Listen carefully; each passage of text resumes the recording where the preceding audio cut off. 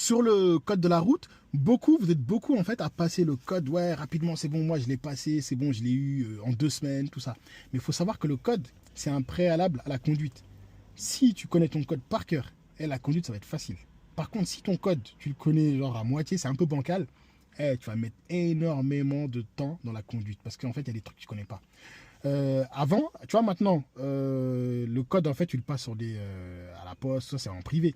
C'est tu t'entraînes tout seul via l'application et ensuite quand tu es prêt, bah, tu passes. Mais sauf que bah, quand tu as l'application, tu n'as pas de professeur avec toi, tu n'as pas l'enseignant, tu n'as pas le moniteur avec toi. Donc en fait, toi, tu t'interprètes les questions à ta manière. Tu as faux, parfois tu as bon, mais parfois quand tu as bon, tu sais pas exactement pourquoi tu as bon.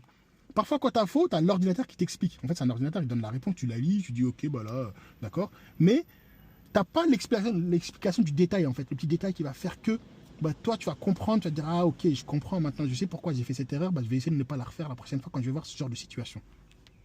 À l'ancienne quand on passait le code, on le passait pas en 2 semaines, hein. C'est en 6 mois facile.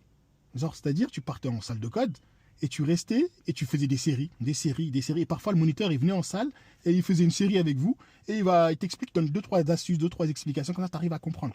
Comme ça tu arrives à voir en fait là où placer ton regard. Tu dis ok bah là je dois le placer là au niveau du rétroviseur parce que je vois une voiture qui est derrière qui est sur le point de me dépasser. Elle a mis son clignotant. Ok, il faut que je sois attentif, je regarde mon rétro extérieur. Ok, en fait on t'apprend à regarder déjà au code, déjà savoir où projeter ton regard.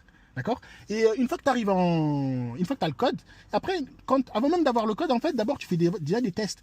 Et pendant au moins 4 semaines, tu devais faire, c'est-à-dire, au fond, 0 faute, 1 faute, 0 faute, 1 faute, pour que la secrétaire elle te remarque et te dise, ah bah lui, ça va, il commence à être prêt, lui. Par contre, si tu faisais des 6 fautes, des 7 fautes, à chaque fois, bah, il t'envoyait pas en examen, hein. Là, maintenant, c'est par chance. Ouais, ok, vas-y, j'y vais. Bah, si je l'ai, c'est bien. Si je l'ai pas, c'est pas grave. Je retente ma chance.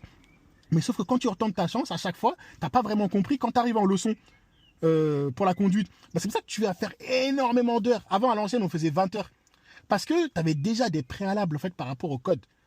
Tu connaissais déjà, limite, tu savais même comment la voiture elle fonctionne. Tu savais où se trouvait l'embrayage, l'accélérateur, le frein, comment ça s'utilise, les feux de détresse, le volant, comment ça se tient. Tout ça, on te l'apprenait au code.